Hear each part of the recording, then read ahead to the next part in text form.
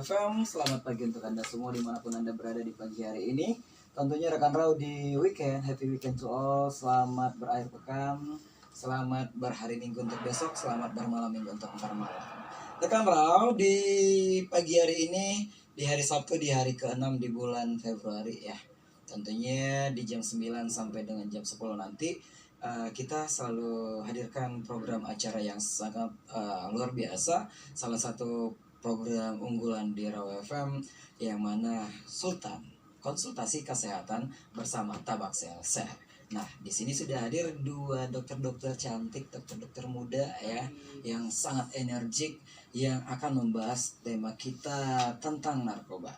Yang mana rekan Raw FM ini akan bertemakan narkoba bukan solusi, bahaya narkoba bagi setiap generasi. Tentunya ngomongin generasi itu pasti ada ya, generasi yang mana dulu nih. Dan tentu yang namanya narkoba pun mungkin sudah ada yang mengerti narkotika, apa itu narkotika dan apa itu narkoba, seperti apa penggunaannya, kenapa dilarang. Nah, untuk membahas itu rekan Raw sudah hadir di studio Raw FM. Langsung saja kita sapa dulu narasumber kita. Assalamualaikum, selamat pagi. Waalaikumsalam pagi. Ya. Yang pertama ada Dr. RC Dwi Padma Utami Siregar. Halo. Sebenarnya RC Dwi Utami Siregar. Oke deh. Utama atau Utami sih? Utami dong. Terus ada Dr. Farida Jamilan Siregar. Halo. Sehat? Alhamdulillah. Baik, nah jadi ini tentunya lebih akrabnya dipanggil Dr. Ida sama Dr. RC ya. Ya. Dan di pagi ini kita mau bahas tentang narkoba dulu nih. Sebelum kita masuk ke tema, saya pengen tahu apa sih yang menjadi latar belakang ataupun yang mendasari teman-teman ataupun dokter-dokter kita bahas narkoba bukan solusi, bahaya narkoba bagi setiap manusia. Generasi maksudnya. Ya. Sebenarnya karena dari minggu lalu kan kita udah bahas tentang mental health ya, Iya, kesehatan mental. Saya ada bahas di sana mengenai narkoba. Jadi memang permasalahan narkoba kan sekarang sulit sih, termasuk sulit untuk diatasi ya. Nah, makanya kita pengen nih ngasih edukasi kepada masyarakat, apa sih itu narkoba, bahayanya gimana gitu. Gimana cara kita untuk bisa kuat untuk tidak ikut dalam penyalahgunaan narkoba. Oke. Nah, tadi disebutkan dalam penyalahgunaan narkoba. Berarti narkoba ini memang digunakan gitu ya. Iya. Tapi ya. ada penyalahgunaan, disalahgunakan artinya. Nah, sebenarnya narkoba itu sendiri apa sih? Jadi nafsa atau narkoba. Kalau nafsa kan narkotika, psikotropika, dan zat adiktif. Nah, narkoba ini gimana ya? Sebenarnya memang masih digunakan untuk untuk pengobatan. Medis. Ya, pengobatan medis maksud saya. Tapi beberapa pihak memang banyak yang menyalahgunakan penggunaannya. Oke. Dan adanya peredaran ilegal yang tidak boleh. Karena apa? Karena dia sifatnya sangat merusak dan bisa mengakibatkan ketergantungan kalau disalahgunakan. Gitu. Oke. Nah, dan memang ada beberapa yang memang digunakan di dunia medis, tidak semuanya tidak digunakan. ya. Dan memang ada zat yang memang tidak boleh sama sekali dipakai. Ada golongan-golongannya. Iya. Ya. Itu yang saya tanyakan, golongan-golongan narkoba itu Iya. dan ada seperti apa. Dan yang digunakan di medis itu yang mana? Dan digunakan untuk apa sebenarnya? Oke. Kalau untuk narkotika ya, dia ada golongan 1. Golongan 1 itu yang memang digunakan untuk tujuan ilmu pengetahuan dan tidak ditujukan untuk terapi serta mempunyai potensi sangat tinggi menimbulkan ketergantungan. Contohnya ganja. Oke. Nah, kalau itu memang sudah tidak boleh digunakan. Yang golongan kedua, nah yang ini masih masih digunakan di dunia kedokteran, juga masih dipakai. Efeknya juga bisa mengakibatkan ketergantungan. Contohnya morfin dan petidin, biasanya digunakan untuk analgetik, anti nyeri, yang kuat dia pakainya itu. Untuk golongan 3, kodein. Gitu. Ya, kodein ya. Dikodein ya. Dikodein. Udah dong. Ya gitu. Nah, psikotropika juga sama. Psikotropika juga punya golongan. Yang satu seperti ekstasi, sabu, LSD. Yang kedua seperti amfetamin. Nah, amfetamin ini masih digunakan juga.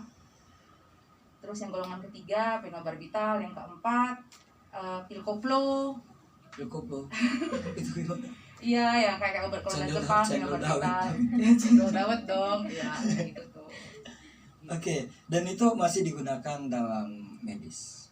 Beberapa memang ada yang digunakan dalam medis, tapi kan sesuai indikasi, dosis terukur, Pertimbangan pantauan, juga, pertimbangan pertimbangan medis. medis. Oke, nah tentunya itu mungkin ada efek-efek yang seperti itu yang disalahgunakan itu ya. Ya. Baik.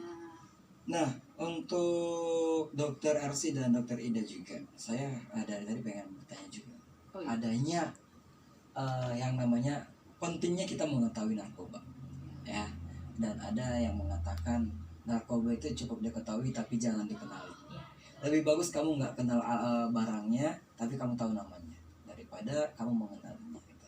Nah, jadi sepenting apa sih untuk mengenal ataupun sosialisasi narkoba ini deh? Selaku dari medis, pandangan dari medis. Sebenarnya kita harus tahu ya, kalau kita tahu berarti kita bisa mempertimbangkan ini baik nggak sih untuk kita, Iya. gitu. Jadi memang sebagian obat yang beredar pun memang ada golongan narkotika. Makanya kalau kita tahu itu golongan narkotika, kita jadi bisa membatasi kan. Misalnya gini nih, kalau dokter ngasih obat tertentu, pasti si dokternya kalau misalnya dia obatnya golongan psikotropika atau narkotika akan bilang, ibu nanti kalau obatnya habis balik ke saya ya, kita evaluasi. Nah, berarti itu kemungkinan ada zat-zat narkotika yang dia resepkan kayak gitu kan. Jangan, kalau kita sudah tahu itu misalnya adalah golongan narkotika, kita nggak bisa beli sembarangan dong gitu. Contohnya salah satunya obat batuk yang ada kodein itu tadi. Efeknya bisa bikin ketergantungan kalau memang tidak sesuai dengan resep dokter. Jadi memang harus tahu sih, kalau saya lebih sarankan untuk memang tahu supaya tahu efeknya dan kita bisa antisipasi nih, ini bagus nggak atau nggak ke kesehatan kalau saya sembarangan untuk mengkonsumsi kayak gitu. Oke. Nah, jadi penting ya. Penting, sangat sekali. diperlukan masyarakat tahu Iya, benar. akan narkoba ini. Terus untuk mengenali seperti itu, seperti yang kita ketahui narkoba adalah musuh dunia gitu. Mari kita perang Dunia akhirat narkoba. tepatnya. Iya benar ya. Dan tentunya ada beberapa kampung kami bebas narkoba. Ini bukanlah kampung narkoba gitu. Jadi peredaran khususnya di Padang Sidimpuan, saya pernah jadi ya salah satu ya duta narkoba lah. seperti itu. Asik. Agak-agak sombong sedikit nggak apa-apa. Nggak apa-apa, banyak-banyak juga nggak apa-apa. Jadi itu beberapa kasus adanya cara-cara pemulihan. Namun sebelum pemulihan itu kan kita harus tahu dulu dia itu seperti apa dan penggunanya seperti apa dan dampak yang terjadi itu seperti apa. Selaku dari kesehatan di Sultan kan kita di konsultasi kesehatan, saya pengen ingin agar masyarakat tahu seperti apa sih antusiasnya masyarakat untuk para pengguna. Kan ini selalu mindset yang berbeda. Pengguna itu bukan harus dijauhi gitu ya. Yang penyalahgunaan ini bukan harus dijolimi seperti itu, dijauhi dari kerumunan masyarakat, nggak ada teman bahkan jadi bullying gitu. Nah, kalau dari medis sendiri seperti apa tanggapannya? Pertama kan ya seperti yang dibilang Dokter Esri tadi kan memang narkoba ini golongan obat-obat narkotika Iya, dan benar. psikotropika memang dibutuhkan medis tapi sesuai dengan golongannya gitu. Jadi yang kebanyakan yang beredar itu yang memang yang ilegal. Nah, jadi saya kaitkan sedikit ke psikologis ya. Sebenarnya orang-orang yang penyalahgunaan narkoba ini datang dari kalangan-kalangan yang memang ada gangguan kondisi mental yang tidak sehat, stres gitu, terutama di remaja. Biasanya paling rentan itu remaja, karena remaja adalah generasi yang paling rentan karena masih di dalam proses pencarian jati diri gitu kan, Masih labil gitu. masih labil. Mereka belum bisa menstabilkan emosi untuk bijaksana dalam mengambil keputusan. Jadi biasanya anak-anak yang broken home atau tidak adanya ikatan kekeluargaan atau sosial yang baik, sehingga mereka mengekspresikan emosi dan tingkat konflik di dalam diri mereka itu ke penyalahgunaan narkoba. Jadi di sini kita mau jelasin kalau sebenarnya narkotika itu yang beredar di luaran adalah ilegal. Karena kenapa? Benar-benar efeknya itu sangat kuat gitu. Nah, banyak efek-efek yang ditimbulkan dari penyalahgunaan narkoba. Contohnya yang pertama, memang narkoba ini ya kita ada golongan-golongan, ada jenis-jenisnya ya. Ya contohnya kayak namanya antidepresan, ini biar memberikan ketenangan. Ada yang halusinogen namanya, dia efeknya untuk perubahan persepsi atau berhalusinasi. Kemudian ada yang stimulan, dia untuk meningkatkan gairah, meningkatkan jadi kerja lebih nyaman, kerja lebih lama, aktif. Baru kalau ini kan ada efeknya, tapi kalau dengan dosis dan juga penyalahgunaan lama kerja obat ini, dia malah melebihi dari efeknya itu gitu. Misalnya nih yang si stimulan, dia kan untuk bikin kita semangat biar kerjanya enak, biar fresh gitu kan, buat semangat gitu. Malah kalau berlebihan ntar ketawa nggak selesai ya Ci. Iya karena terlalu happy gitu, fantasinya tinggi gitu kan. Ini yang kita takutkan kalau dia dikonsumsi tidak sesuai dengan kerjanya kayak gitu. Atau misalnya antidepresan ini untuk membuat pengguna ini merasa nyaman. Contoh misalnya orang-orang dengan gangguan mental, orang-orang depresi, orang-orang yang skizofrenia atau yang kita bilang gila gitu kan, yang agresif, apa sih namanya, yang agitasi, dia terlalu agresif lah kayak gitu, marah-marah.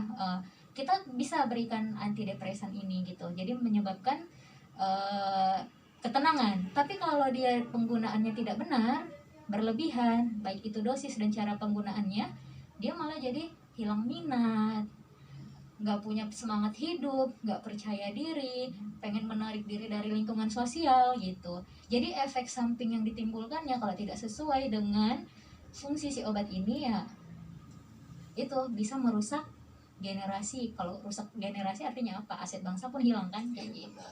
Benar sekali. Nah, jadi tadi kan dikatakan adanya nama positif berarti ya, seperti yang digunakan dari kesehatan medis. Terus kenapa bisa ketergantungan seperti itu? Yang mendasari itu sebenarnya apa? Ya, jadi balik lagi, narkotika itu kan memang dia obat-obat yang bekerja di otak, sistem saraf pusat. Ya, sistem saraf pusat. Jadi obat-obat ini sangat mempengaruhi sistem saraf pusat kita. Di saraf pusat kita itu ada neurotransmitter namanya. Jadi dia bisa menghambat neurotransmitter tadi. Misal kalau sudah pakai narkoba nih, otak kita kan pintar. Wah nyaman nih pakai ini, pakai narkoba nih. Ternyata happy ya. Kok aku habis makan ini, minum ini tuh bawaannya jadi lebih tenang ya. Gitu. Jadi kan merekam nih, jadi nyaman. Kalau otak sudah nyaman, kalau itu dipakai dalam waktu yang lama dan keseringan, efeknya apa? Otak bakal nyari. Oke, aku nyaman pakai ini. Oke, besok aku harus pakai lagi. Jadi candu, jadi dia adiktif gitu loh. Kayaknya aku kalau nggak pakai ini nggak pede deh. Jadi aku harus dapat. Jadi gimana? Makanya untuk penggunaan narkoba itu kan ada dia penyalahgunaan dan ada yang ketergantungan. Gitu. Kalau yang penyalahgunaan itu kayak masih memakai tapi memang dalam waktu yang teratur dan rutin. Tapi kalau yang untuk ketergantungan dia sudah ada rasa harus dapat. Jadi menghalalkan segala cara untuk mendapatkan itu. Kalau aku nggak pakai itu, aku bakalan begini deh. Rusaknya di situ. Dia yang mengakibatkan akan sesuatu hal.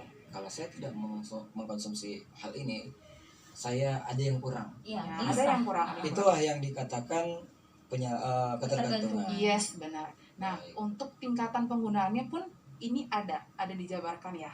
Misalnya kayak pemakaian coba-coba yang experimental use. Dia kayak cuman mungkin dari temennya, gue pakai lo ini gitu, nyoba gitu. Nah, untuk experimental use ini biasanya ada yang oke, aku udah tahu, stop. Tapi ada yang aduh, jadi pengen lagi, penasaran nih, nyoba lagi. Nah, nanti yang dari situ bisa berkembang jadi pengguna. Oh, kan. Terus ada yang kayak recreational use, kayak cuman buat happy aja, misal kayak lagi party yuk make gitu. Berarti ya. Aduh, ngajak, ini bukan ngajak loh ya, ini contoh ya. Terus Untuk ada yang kayak dihindari. situasional, kayak yang dibilang dokter Ida tadi, misal pada kasus-kasus tertentu, misalnya kayak lagi kecewa, lagi stres, lagi sedih, memang ada orang yang kayak oke ya, Iya. terus Stimulan ya. ini yang abuse, yang penyalahgunaan. Terus yang terakhir yang dependent use, yang ketergantungan. Udah kayak makan aja, kalau nggak ada kamu aku nggak bisa hidup. Iya. Oke. Kasih. Itu kayak makan atau pasangan. Iya. Baik. Rekan FM, ini pembahasan kita akan lebih menarik lagi karena ini langsung menyentuh dengan kehidupan di lingkungan kita. Iya. Dan agar ini khususnya buat generasi saat ini ya.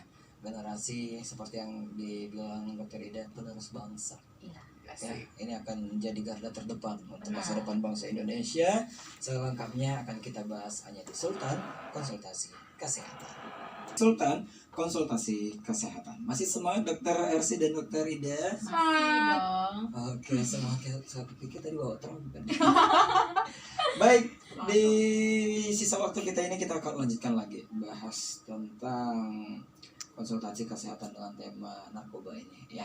Tadi sempat disebutkan beberapa penggunaan positif dari kesehatan untuk narkoba. Sekarang kita pengen bahas dengan dunia sekarang. Saat ini kehidupan kita ini bisa dikatakan darurat narkoba. Sangat mengancam generasi muda ya.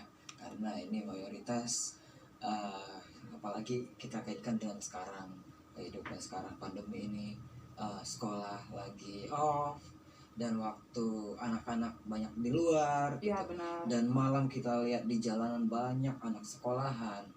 Terus di tengah kita lagi memutus mata rantai COVID, tentunya kita tidak boleh lalai untuk menjaga kehidupan kita juga agar terputus dari yang namanya narkotika.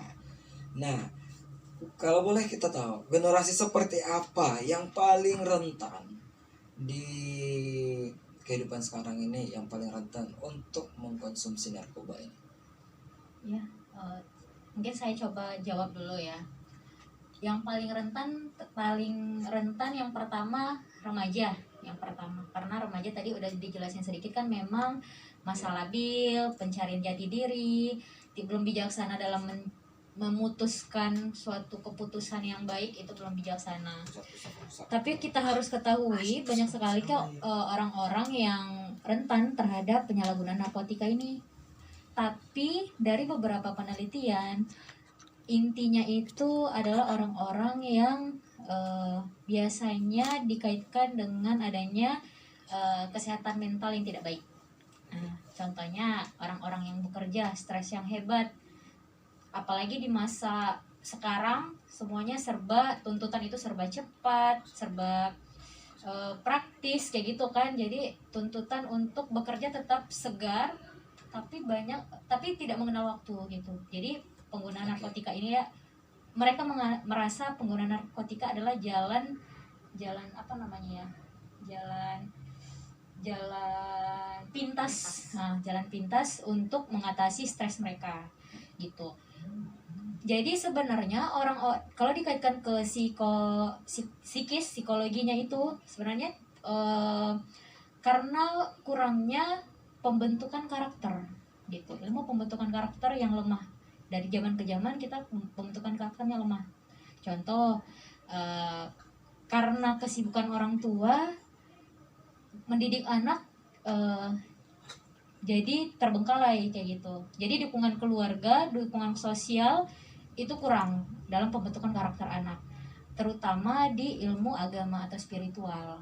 Jadi sebenarnya kalau kekuatan spiritualnya itu kuat, dukungan keluarga itu kuat, dukungan sosial itu kuat, maka akan membentuk suatu karakter yang kuat juga untuk bisa memutuskan mana yang baik dan yang benar, mana yang baik dan yang buruk kayak gitu. Jadi ya salah satunya adalah narkoba. Jadi untuk teman-teman ataupun orang di luar sana yang tiap hari lelah dalam bekerja, atau sibuk dalam sekolah, atau memiliki permasalahan internal, jangan kamu berpikir bahwa narkoba adalah salah satu jalan pintas untuk mengatasi setiap permasalahan hidup kamu. Apalagi anak muda zaman sekarang ya, udah tidak trennya lagi untuk hal-hal yang negatif, malah sekarang yang positif kan. Contohnya dibentuk komunitas-komunitas, terutama di Sedempuan kan lagi hype tuh. Komunitas-komunitas, banyak sekali komunitas-komunitas yang isinya adalah anak-anak muda, yang dimana sebagai wadah untuk menyalurkan aspirasi atau kesamaan hobi untuk membangun daerah kita sendiri. Salah satunya Tabak Self Share gitu. Tabak Self Share ini semuanya isinya adalah anak muda, di mana kita punya 1001 pendapat untuk baik itu pengembangan diri maupun untuk memberikan manfaat kepada daerah kita gitu. Nah, kembali dengan narkoba. Ada dikatakan narkoba ini sangat dilarang dan ada beberapa penggunaan tapi tetap dipantau dari kedokteran. Misal dokter pribadi tetap mengonsumsi. Contohnya begini. Misal kalau dalam instansi yang berwenang untuk hal ini adanya dilakukan rehabilitas tanpa tersentuh hukum pidana. Ya. Nah, itu seperti apa? Oke. Orang-orang yang direhabilitasi di tempat-tempat rehabilitas itu kan adalah orang-orang yang memang kaitan ke hukumnya sudah tidak ada gitu.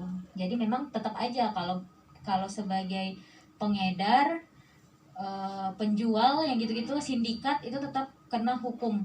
Tapi untuk pengguna, kalau secara hukum saya juga kurang terlalu paham ya. Apakah tetap ada hukum dulu baru direhabilitasi kayak gitu ya? Kalau artian sekarang memang itu sudah tidak tersentuh hukum. Ya. Tapi asalkan dia memang full ataupun sebelum ketangkap sama polisi. Tapi kalau udah ditangkap sama polisi baru susah. Itu. Jadi kalau di fasilitas rehabilitas ini, yang pertama memang dilakukan stabilisasi dulu. Detoksifikasi, artinya mengobati kecanduannya dulu. Tapi asupan tetap ada seperti itu. Asupan dikasih itunya. Iya. Tergantung dia kecanduannya tingkatnya gimana. Pengobatannya tergantung itu. Memang ada beberapa yang kalau dia kayak sudah balik lagi ya adiktif banget, kalau nggak bisa kan kalau dia nggak pakai kan ada yang withdrawal syndrome. Nah, itu caranya nanti memang ada tapering off gitu ya. Tapering off-nya ada. Baru nanti setelah itu baru nanti ada pengembangan konseling. Jadi dikasih tahu nih sama si dokter-dokter atau pihak-pihak di fasilitas rehabilitasi ini untuk pengembangan potensi diri. Setelah itu baru lanjutan. Jadi nanti diberdayakan untuk mencurahkan inspirasi ataupun potensi-potensi yang mereka punya, dan juga ada bimbingan juga kan, bimbingan spiritual, bimbingan sosial dan sebagainya kayak gitu. Baik. Nah, jadi untuk kembali ke generasi muda ya, yang mengakibatkan secara mayoritas ini kan penggunanya anak muda gitu ya. Dan kalau orang-orang yang mungkin disurvei untuk pengguna itu hanya orang yang ketangkap. Kalau orang yang belum ketangkap itu kayaknya masih jarang untuk mengeluarkan statement gitu. Dan orang-orang yang ketangkap itu pasti ya saya gunakan untuk agar badan saya selalu fit.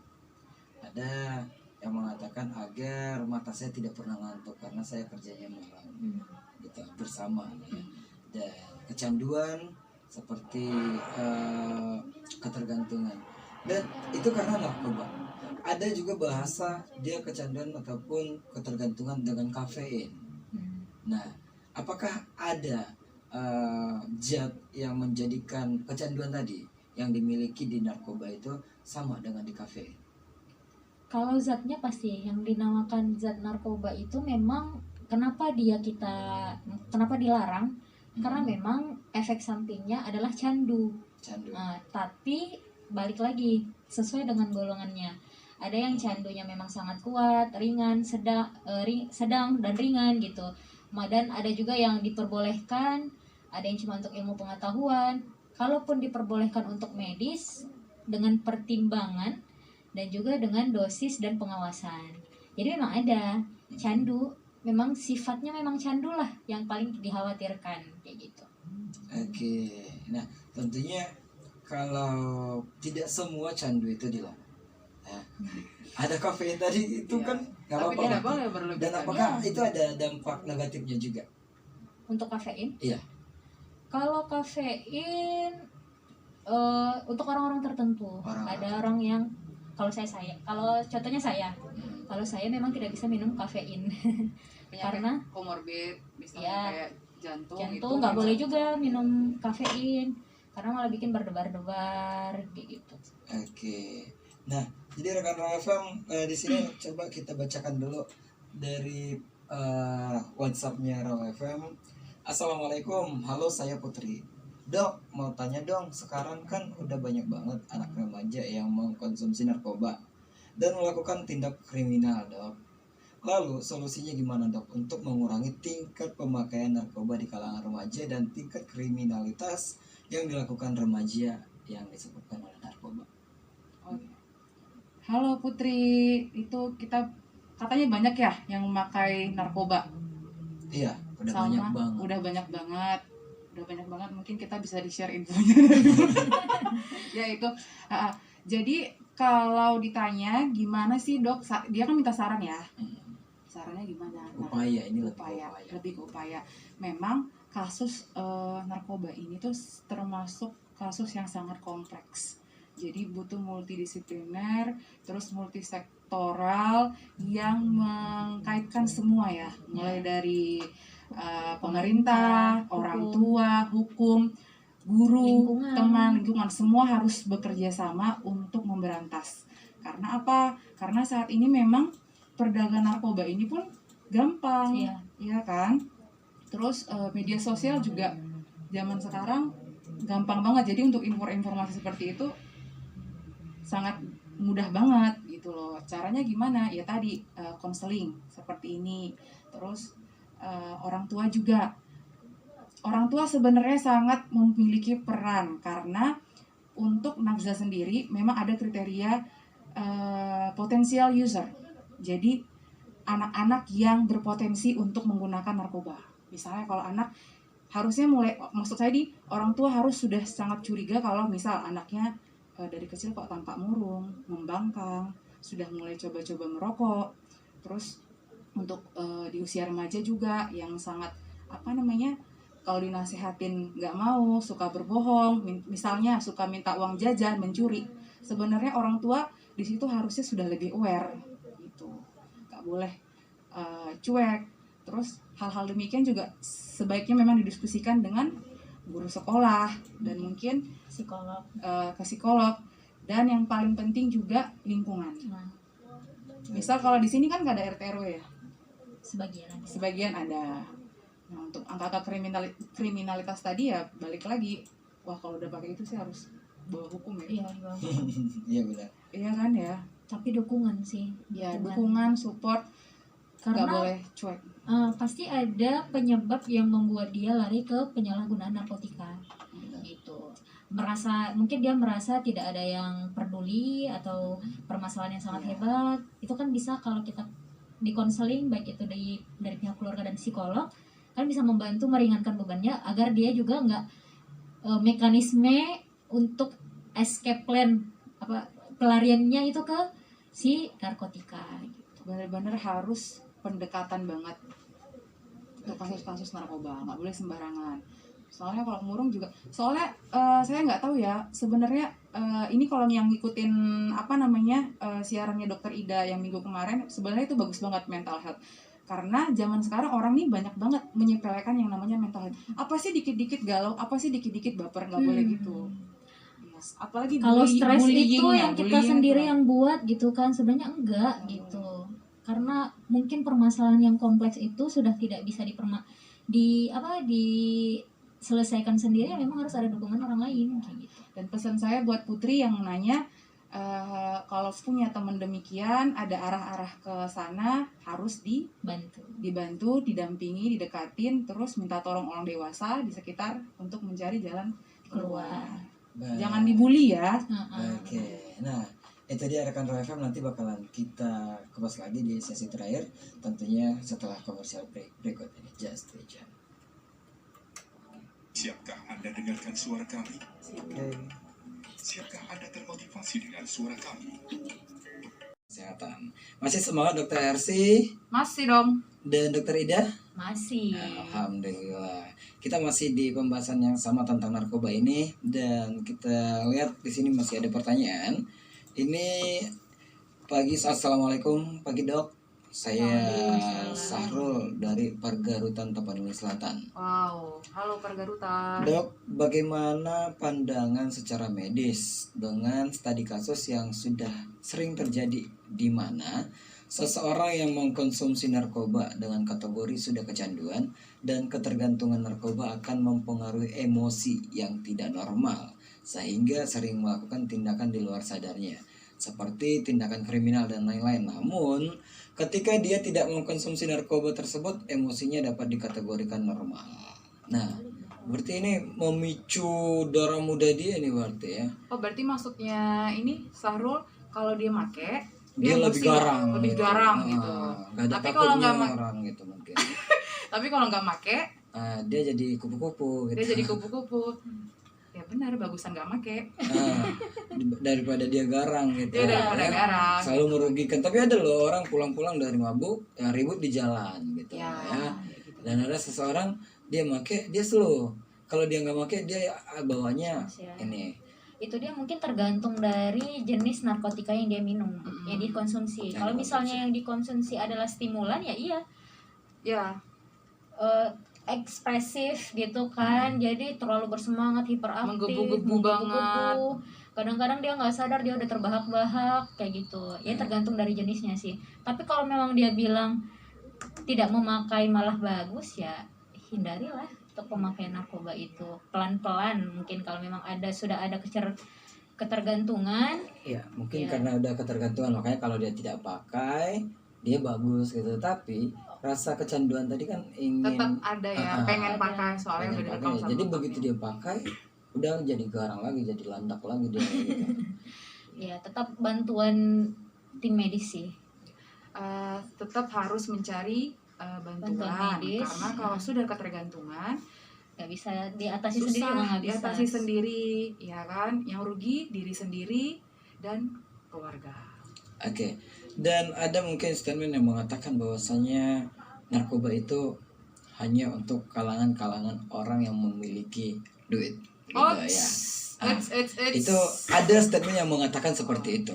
Dan ada yang statement yang mengatakan dia tidak pernah membeli narkoba, tapi dia selalu memakai narkoba. Dia tidak pernah mengeluarkan sepeser pun duit Hah? untuk memakai narkoba, tapi karena orang-orang di sekitarnya memakai, jadi dia kecipratan. Oh, nebeng berarti. Nah, itu. Punya modal ya. Kalau Gimana? untuk statementnya yang tadi untuk kalangan tertentu aja, kalau di zaman sekarang ini kayaknya udah enggak ya, karena dari yang jurnal USU itu aja Ya. narkoba itu sekarang sudah menyentuh kalangan bawah loh. Iya. Iya, di usia 15, kalau untuk usia pun 15-24 tahun ya, mostly paling banyak. Untuk kalangan sih malah bawah juga sudah ada, sudah kenal sama narkoba. Baik. Dari ini ya, dari BNN tahun 2018 mengatakan kalau 22,7 juta itu adalah rata-rata adalah remaja. Berarti kalau remaja Iya, uang jajannya mungkin bukan cuma dari uang jajan, Dok, tapi kayak tadi pergaulan pergaulan atau memang sudah ada orang-orang yang sengaja untuk merusak generasi muda itu kan. Jadi mungkin diselipin di permen atau di rokok Iya, teman iya, gitu kan ya. Jadi memang sudah semua kalangan. Baik. Ini juga ada pertanyaan dari WhatsApp tanpa nama. Dia mengatakan, Dok, benar nggak sih ada beberapa barang-barang yang mungkin seperti makanan, snack, pulpen, bahkan katanya mengandung narkoba? Oh, tadi ini halo tanpa nama. Ini tadi udah dijelasin sama dokter Ida, disentil sedikit. Ya, jadi ya kalau saya rasa sih sudah ada pihak-pihak yang sengaja untuk merusak generasi muda ya. Mungkin bisa jadi. Mungkin artinya ini sebenarnya dari tadi pulpen. Itu pulpen seperti apa maksudnya? Kan ada tuh pulpen wangi zaman dulu katanya, kalau pulpen Oh, wangi itu artinya ada narkobanya nggak sih? Iya ya. gitu. Kalau di hirup-hirup ini ada narkobanya nih. Atau permen tiba-tiba minum, makan anak-anak SD dikasih permen Hmm. pingsan gitu-gitu kan Oh, ada. gitu. Iya, kalau Tapi itu kalau mungkin. untuk pulpen saya memang belum pernah tahu. Tapi kalau yang permen itu Iya. sudah pernah ada sih Sudah kasusnya. pernah ada. Ternyata kandungannya ada zat narkotika. adiktifnya gitu. Permen. Ya. Itu dibagikan orang seperti itu. Kayaknya itu di sekitaran SD lah. Iya, Pernah itu. Itu Dibagiin. motivasinya apa sih itu seperti itu biasanya? iya, kita tidak tahu ya, memang sudah ada ya orang-orang Mengerusak tertentu yang gitu. mengerusak. Baik. Karena waktu kita juga sudah Ya. ini tidak mencukupi lagi, mungkin boleh diberikan closing statement ataupun kesimpulan dari pembahasan kita pada pagi hari ini. Ya, Dokter Ida, pakar narkoba.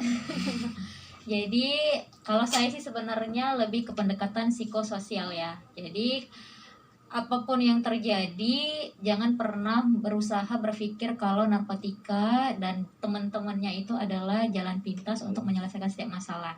Karena seberat apapun permasalahan, baik itu di masa-masa remaja yang penuh dengan kesulitan untuk pencarian jati diri, atau orang-orang yang bekerja terlalu ekstra pagi, siang, dan malam, narkoba bukan satu-satunya solusi. Banyak hal, setiap permasalahan pasti ada solusinya. Jadi banyak kok orang-orang yang sayang sama kita, tempat kita berbicara sebagai teman untuk menyelesaikan semua permasalahan. Jadi say no to drugs, Ya. say no to drunk. Nah, salam sehat buat semuanya. Kita adalah generasi-generasi yang harusnya bisa membuat negara kita menjadi negara yang lebih baik di kemudian hari. Masa mudamu terlalu berharga untuk narkoba. Jadi kalau ada masalah, yuk sini cerita aja. Cerita aja. Gak usah coba-coba. Oke. Ada lagi yang mau ditambahkan? Itu saja. Baik, Salam dari terima Telkomsel, kasih. share ya untuk semuanya generasi muda. Baik, Ya, terima semangat. kasih buat Dokter Ida, Dokter RC atas waktunya sudah bergabung, dan mohon maaf banget ada Ima juga di Batu Nado yang belum sempat kita bacain Ya. pertanyaannya. Mungkin next time deh. Terima kasih. Semoga apa yang kita berikan ini bermanfaat, apa yang kita sampaikan bisa menjadi referensi buat rekan Raw FM. Sampai ketemu lagi next Ya, weekend see you. tentunya Sabtu depan ya. iya benar, di program dan acara yang sama. Untuk acara besok sukses terus. Amin. Assalamualaikum warahmatullahi wabarakatuh. Waalaikumsalam warahmatullahi wabarakatuh.